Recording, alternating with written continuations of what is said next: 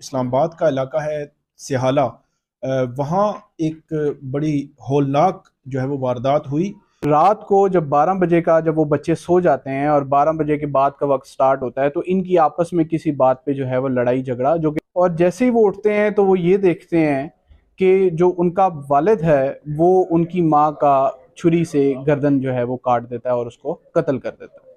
हम रास्ते में ये कहेंगे कि रास्ते में जब हम आ रहे थे तो हमारे साथ डकैती हुई और सिर्फ उसको उसका गला काटा गया, क्योंकि गला काटने में जो अजियत बहुत शदीद किस्म की होती है। तो ये था एलिमेंट आपको, या और नाकी की वजह आपको समझ आई है कि भी जज साहब जो थे वो फैसले से पहले इस मामले में थोड़ा सा परेशान थे कि चूंकि ये बहुत सेंसिटिव नेचर का मामला था कि जैसा आपने भी कहा कि उनकी वालदा जो थी वो कत्ल हो गई थी और उनके वालिद जो हैं अब उनको जाहिर सी बात है सज़ा हो गई, सज़ाए मौत।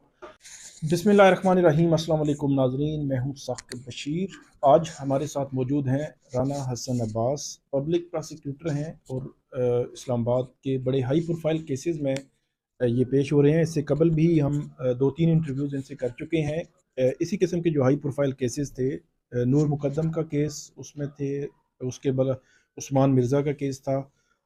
इसके अलावा भी और जो जेंडर बेस्ड वायलेंस के केसेस हैं उनमें ये पेश हो रहे हैं और बड़े अच्छे तरीके से कोर्ट को असिस्ट करते हैं। आज एक और केस के हवाले से हमने बात करनी है। इस्लामाबाद का इलाका है सिहाला। वहाँ एक बड़ी होलनाक जो है वो वारदात हुई। 2020 नवंबर का ये वाक़या है। इसकी तफसीलात जो है वो राना साहब से हम पूछेंगे। बड़ा होलनाक इसलिए मैं कह रहा हूँ कि जो खावंद है उसने अपनी बीवी को, अपनी बीवी का जो गर्दन है वो काट दी। तो होलनाकी इसमें इसलिए भी है कि इस्लामाबाद में इससे कबल भी ये वाक़यात हो चुके हैं। एक तो नूर मुकद्दम का एक वाक़या था जिसमें उसका सर धड़ से जुदा कर दिया था जो है मुजरिम उसने। उसके बाद एक और केस भी आया है, सारा इनाम का केस है, वहाँ पे जो है वो मर्डर हुआ है दूसरे तरीके से। लेकिन ये जो केस आज जिससे मुतल्लिक हमने बात करनी है, ये भी इसमें बड़ी होलनाकी है। इस सारी केस की जो प्रोसीडिंग्स हैं उसके हवाले से, और इसमें जो मुजरिम है उसको सजाए मौत दी है जो सेशन जज ईस्ट हैं अता रबानी साहब, जिन्होंने नूर मुकद्दम केस भी सुना था, उस्मान मिर्ज़ा केस भी सुना था, तो उन्होंने सजाए मौत दी है। राना साहब बहुत शुक्रिया आपका। आप सबसे पहले तो बताएं हमें कि ये केस है क्या, इस केस में क्या क्या होता रहा, और नवंबर 2020 का ये केस है और नवंबर 2022 में इसका फैसला आ रहा है। उमूमी तौर पर हमने देखा है, आप भी जिस केस इन केसेस में पेश होते रहे हैं, और अतार अबानी साहब खास तौर पर जो केस लेते हैं या सुनते हैं, तो मेरा ये ख्याल है 6-8 माह में उस केस का वो फैसला कर ही देते हैं।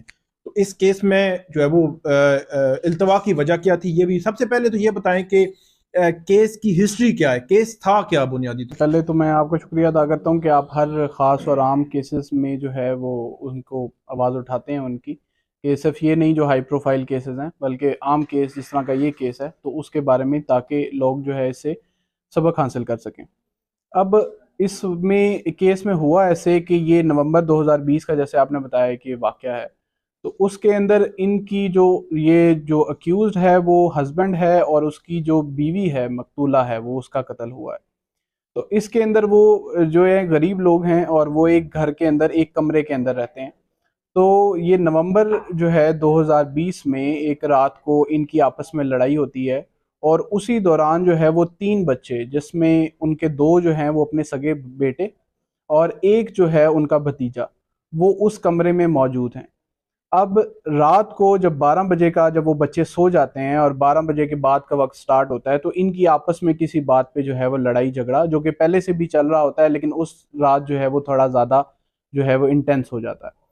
अब उस झगड़े में ये होता है कि जब वो आपस में लड़ते हैं तो वो झगड़े की वजह से बच्चे जो है वो शोर सुन के उठते हैं और जैसे ही वो उठते हैं तो वो ये देखते हैं कि जो उनका वालिद है वो उनकी माँ का छुरी से गर्दन जो है वो काट देता है और उसको कत्ल कर देता है। अब उसके बाद उस मामले को रफा दफा करने के लिए, अपने आप को बचाने के लिए, वो बच्चे चूंकि छोटे हैं, उनकी उम्रें जो हैं वो 10-11 साल हैं, उस टाइम पे 12 साल होंगी, तो वो ये करता है कि वो उनको समझाता है कि हम जो है इसको लेके जाते हैं इसकी लाश को और हम रास्ते में ये कहेंगे कि रास्ते में जब हम आ रहे थे तो हमारे साथ डकैती हुई और इन द मीनवाइल वो जो डाकू थे उन्होंने इसका कत्ल कर दिया। अब उसके पास एक सुजुकी पिकअप है, वो उसके अंदर जो है वो लाश को जो है वो डाल के पहले रावलपिंडी के अस्पताल लेके जाता है ताकि वो जुरिस्डिक्शन से बाहर चला जाए और वो मामला जो है वो रफा दफा हो जाए। लेकिन जो रावलपिंडी अस्पताल वाले हैं वो इस्लामाबाद पुलिस को इन्फॉर्म करते हैं और वो मौके पे आ जाते हैं और वो फिर डेड बॉडी को शिफ्ट करते हैं पोली क्लिनिक हॉस्पिटल में इस्लामाबाद के अंदर। वहाँ पे पोली क्लिनिक हॉस्पिटल में जो मकतूला है उसका जो मामू जो उसके लीगल एयर बनते हैं उनको भी बुलाया जाता है कि जी आप जो है अस्पताल आ जाएं, इस तरह से आपकी बेटी का कत्ल हो गया। और उसका उस टाइम तक वो जो अक्यूज्ड है उस टाइम तक वो उसका नंबर भी खुद देता है, क्योंकि वो तो अपने आप को मासूम शो कर रहा होता है कि इनके साथ हो गया, उनके घर वालों को भी बुलाएं और बहुत जुल्म हो गया। लेकिन जब वो मामू जो है मकतूला के, वो जब जो बच्चों के नाना बनते हैं, वो जब आते हैं अस्पताल में तो बच्चे जो हैं वो उनको बताते हैं कि इनका डकैती के दौरान कत्ल नहीं हुआ बल्कि इनके वालिद ने ही जो है वो इनकी वालदा का कत्ल कर दिया। अब उसके बाद अक्यूज को वहाँ पे अरेस्ट कर लिया जाता है, उसके खिलाफ केस स्टार्ट होता है, इन्वेस्टिगेशन होती है। और इन्वेस्टिगेशन के दौरान जो है वो फिर उस जगह पे जो कमरा है वहाँ पे अक्यूज लेके जाता है और वो छुरी खून आलूद भी बरामद करवा के देता है जिससे उसने कत्ल किया, और अपनी शलवार भी उससे बरामद करा के देता है जिसके ऊपर खून जो है वो मकतूला का बाद में पाया जाता है। तो वो इन्वेस्टिगेशन फिर उसकी हुई और अब अल्टीमेटली इसका जो है वो फैसला सुनाया गया है। तो ये मुख्तसर इसके जो है हालात है। अच्छा, इसका फैसला भी बता दें, फैसला क्या दिया है? जी, इसके अंदर अभी जो है नवंबर के अंदर फैसला आया है और कोर्ट ने जो है वो डेथ सेंटेंस जो है सजाए मौत का फैसला सुनाया है इस मुलजिम के लिए, क्योंकि जो वो बच्चे थे जिन्होंने ये सब कुछ देखा उनकी शहादत जो थी वो बगैर टूटे हुए, बगैर उसके अंदर कोई जो है वो कॉन्ट्रडिक्शन आए हुए उसको वो रही, और वो उसकी बेसिस के ऊपर कोर्ट ने जो है वो इसको मतलब सजाए आप ये मौत कह का रहे हैं कि फैसला। जो बच्चों ने जो कुछ देखा उस रात को एज इट इज उन्होंने कोर्ट को वही बताया है कि इसी हमारे वालिद ने ही हमारी वालदा को जो है वो कत्ल किया है। जी, इसमें वैसे आम तौर पे इस तरह के जो केसेस जिसमें फैमिलीज के अंदर अक्रेंस होती है उसमें आप ये देखते हैं कि बाकी जो उनके घर वाले होते हैं वो या तो सुलह कर लेते हैं या फिर आते ही नहीं है। जी। लेकिन इसके अंदर एक खास बात ये थी कि वो चूंकि बच्चे थे बेशक, लेकिन वो जो मकतूला के मामू थे वो मुदई बने और वो बच्चे जो थे वो भी उनके साथ आते रहे और केस की पैरवी भी की और उसके अंदर शहादत भी दी उन्होंने। तो उस रात जैसे जैसे अकरेंस हुई, जैसे जैसे वकूआ हुआ, जो जो कुछ हुआ, उन्होंने जो देखा वो सारा उन्होंने आके अदालत के अंदर बयान अपना जो है वो हल्फ के ऊपर बयान दिया। फिर उसके बाद जो मुलजिम का वकील थे उन्होंने उसके ऊपर जिरा भी की, लेकिन जिरा के बावजूद भी वो बच्चे नहीं टूटे और उन्होंने अपनी जो शहादत जो सच की बुनियाद पे थी चूंकि, तो उसके अंदर कोई भी फर्क ना आ सके और उसके अंदर बिल्कुल उन्होंने एग्जैक्टली अपनी वही चीज़ें दोबारा रिपीट की। अच्छा, एक सवाल मैं बच्चों के हवाले से भी करूंगा, लेकिन आप ये उससे कबल बताइएगा कि आपने पूरा केस पढ़ा है, तो ये होलनाकी जो है ख़ास तौर पर अजियत है कि आप किसी का गला काट के, तो वो जो खातून थी उसको क्या जख्म और भी थे या सिर्फ उसको उसका गला काटा गया? क्योंकि गला काटने में जो सज़ा, मतलब आप अगले बंदे को मार रहे हैं तो इसमें अजियत बहुत शदीद किस्म की होती है। तो ये था एलिमेंट आपको, या और नाकी की वजह आपको समझ आई है कि क्या वजह है, इसके पीछे वजह क्या हो सकती है? जी, बेसिकली इसमें और तो कोई जख्मात नहीं थे कि ऐसा हुआ हो कि पहले उनकी आपस में लड़ाई हुई हो और उसने उसको मारा हो या आपस में उनकी लड़ाई हो, ऐसी बात वो नहीं थी। ज़ुबानी तौर पे जो है उस टाइम पे लड़ाई हुई और वो लड़ाई बहुत ज़्यादा इंटेंस हुई कि ज़ुबानी तौर पे, लेकिन उसने उसको और तरह से मारने, कोई थप्पड़ या कोई और चीज़ मारने के बजाय डायरेक्टली उसने जो है उसका वहाँ पे गला काट के उसको कत्ल कर दिया। इसमें कुछ वजूहात ये हैं कि उनकी पहले से जो है, जैसा बच्चे बताते हैं कि उनकी पहले भी आपस में लड़ाइयाँ होती रहीं, वो इस चीज़ से आपस में फिर सुलह हो जाती थी, फिर लड़ाई होती थी। लेकिन इसमें कहा जा सकता है कि शायद वो उससे जो है वो बहुत ज़्यादा ज़िच हो चुका था कि उसने उसने कहा कि एक दफ़ा ही मैं जो है इस काम तमाम मतलब ये करूँ, और आप अज्यूम कर सकते हैं कि हमारी सोसाइटी में ये जो है वो अदम बर्दाश्त भी है, और बहुत ज़्यादा दूसरा, बढ़ती जा रही लेकिन है। फिर भी आप जो है वो किसी का मर्डर या कत्ल करके जस्टिफाई तो नहीं किया जा सकता। और इस तरह बड़ा अजियतनाक तरीके से बच्चों के हवाले से बताएं कि जो बच्चे थे, जाहिर सी बात है जो वालदा जो है वो उसमें कत्ल हो गई, वालिद जो है वो सजाए मौत जो भुगत रहा है। अब तो बच्चों का क्या मुस्तकबिल है? उसके वाले से कोर्ट ने कुछ कहा, पूछा क्या है सिलसिला? जी, इसमें भी जज साहब जो थे वो फैसले से पहले इस मामले में थोड़ा सा परेशान थे कि चूंकि ये बहुत सेंसिटिव नेचर का मामला था, कि जैसा आपने भी कहा कि उनकी वालदा जो थी वो कत्ल हो गई थी और उनके वालिद जो हैं अब उनको जाहिर सी बात है सज़ा हो गई, सज़ाए मौत। लेकिन इस तमाम जो जब से वो अरेस्ट हुआ है वो जेल में था मुलज़िम मौजूद, और उसी दौरानिए में और आगे भी जो उसके जो मकतूला के मामू हैं और बच्चों के नाना बनते हैं उन्होंने उनकी जिम्मेदारी ली, और वही उनके साथ ही वो रह रहे थे और उनके साथ ही वो फैसलाबाद में रहते थे, और जब शहादत होती थी तो वो शहादत देने के लिए उनको लेके आते थे हर डेट के ऊपर। तो वो उन्होंने अदालत ने जब उनको बुलाया कंप्लेनेंट को और फिर उनसे पूछा भी कि जी ये बच्चों की रिस्पॉन्सिबिलिटी कौन कौन लेगा, तो फिर उन्होंने कहा कि ये हमारे साथ ही रह रहे हैं, हम इनको पढ़ा रहे हैं और हम इनको ही पाल रहे हैं, तो हम मैं ही मुद्दई जो उनके जो नाना बनते हैं उन्होंने कहा कि जी मैं ही जिम्मेदारी लेता हूँ। तो उसके बाद जो है वो अदालत ने इस चीज़ को भी मद्देनज़र रखा कि उन बच्चों का भी कोई वेलफेयर हो सके, कोई उनकी भी बेहतरी आगे आ सके।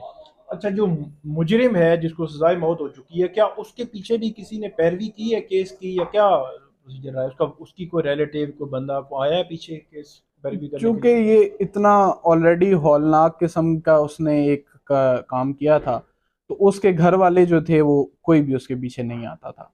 मतलब मुलजिम को जो था, क्योंकि वो कोई उसके पीछे आता नहीं था तो उसके पास खुद भी ऐसे पैसे नहीं थे कि वो वकील कर सके, तो उसने अदालत से इस्तदा की थी कि उनको सरकारी वकील जो स्टेट एक्सपेंस पे होते हैं वो स्टेट काउंसिल अपॉइंट करके दिया जाए।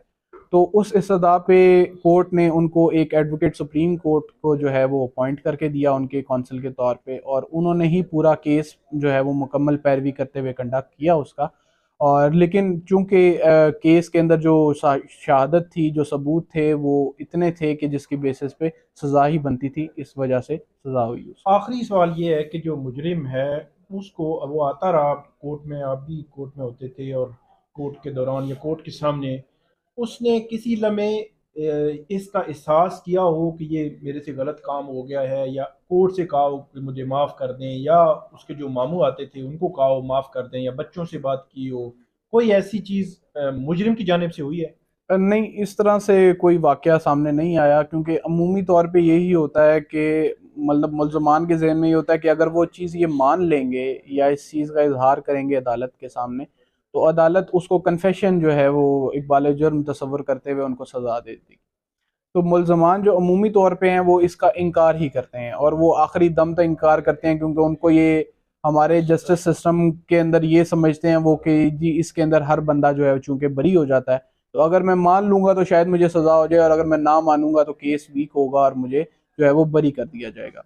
इसी तरह से इस केस में भी हुआ कि उसने कभी भी कोई नदामत या कोई जो है वो इकबाल जुर्म करने की कोशिश नहीं की, ना अदालत के सामने। हाँ, पुलिस के सामने ड्यूरिंग इंटेरोगेशन उसकी जो है वो स्टेटमेंट्स आई, लेकिन वो चूंकि हम उसको कानूनी हैसियत नहीं देते, तो इस वजह से उसको फिर बाद में उसकी अपनी स्टेटमेंट में भी उसने ये चीज़ डिनाई की। जब उससे सवालात पूछे गए कि मैंने ऐसा नहीं किया, तो फिर बाद में फिर सबूतों की जो है और शहादत जो है उसकी बुनियाद पे अदालत ने फैसला किया।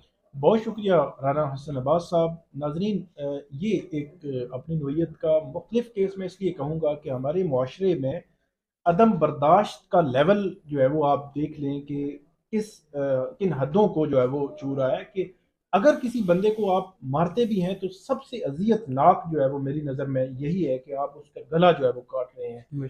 तो ये देखें कि जो इसमें मुजरिम है इन इन इस किस्म के केसेस में, इस केस में भी उसने माना नहीं है। इससे पहले भी हमने केसेस देखे तो उसमें भी माना नहीं है। तो सोसाइटी को डेफिनेटली जो अदम बर्दाश्त है, कम से कम ये बर्दाश्त का मादा जो है वो पैदा करने की ज़रूरत भी है, अवेयरनेस की भी ज़रूरत ही है। अदलिया जो है वो डेफिनेटली मैं ये समझता हूँ कि यहाँ जो सेशन जज हैं अता रब्बानी साहब, वो और उनके साथ जो टीम है उनकी, पब्लिक प्रोसिक्यूटर राना हसन अब्बास और इनके साथ जो प्रोसिक्यूटर्स हैं वो बड़ा एक्टिवली जो है वो इसमें कर रहे हैं, काम कर रहे हैं। तो ये भी अप्रिशिएट करना चाहिए कि जहाँ पे जुडिशरी अच्छे जो है वो काम कर रही है और बर वक्त केसेस को जो है वो निपटाया जा रहा है। इससे कबल हमने देखा कि फाद मलिक जो केस था वो इतना पुराना चला आ रहा था, 6 साल से वो पेंडिंग था, तो अता रब्बानी साहब के पास 6-7 महीनों में उन्होंने उस केस को निपटाया। इसी तरह बाकी केसेस में भी इसी तरह हो रहा है। तो हम तवक्को रखते हैं कि आइंदा भी हो, ताकि हमारी सोसाइटी में ये जो चीज़ है इसमें ये ख़त्म हो। तो ये अब थी इसमें नाज़रीन। एक आखिरी जो मैं पैगाम देना चाहूँगा कि इन वीडियोस का भी और इंटरव्यूज़ का मकसद ये है कि हम इससे सबक सीखें। तो इसमें मेरा ये कहना है कि अगर इस तरह के केसेस, जिस तरह की आप देखते हैं कि मियाँ बीवी के दरमियान कोई झगड़े होते हैं, तो हमें चाहिए कि हम जो है बहैसियत शहरी हम उसके अंदर अपना किरदार अदा करें और उनके अंदर सुलह का मामला करवाएं। नहीं तो और भी उसके बहुत सारे हल हो सकते हैं जो कि ताकि ये चीज़ इतनी वायलेंस की तरफ ना जाए और हम इससे सबक सीखें और आइंदा ताकि इस तरह के केसेस जो हैं वो सामने ना आ सकें। ओके ओके, बहुत शुक्रिया राना हसन अब्बास साहब। बड़ी अच्छी जो है हमारी आपने एक केस से मुतलिक जो है वो हमारे नाज़रीन को बताया। नाज़रीन आप भी हमें फीडबैक ज़रूर दीजिएगा। अल्लाह हाफ़िज़।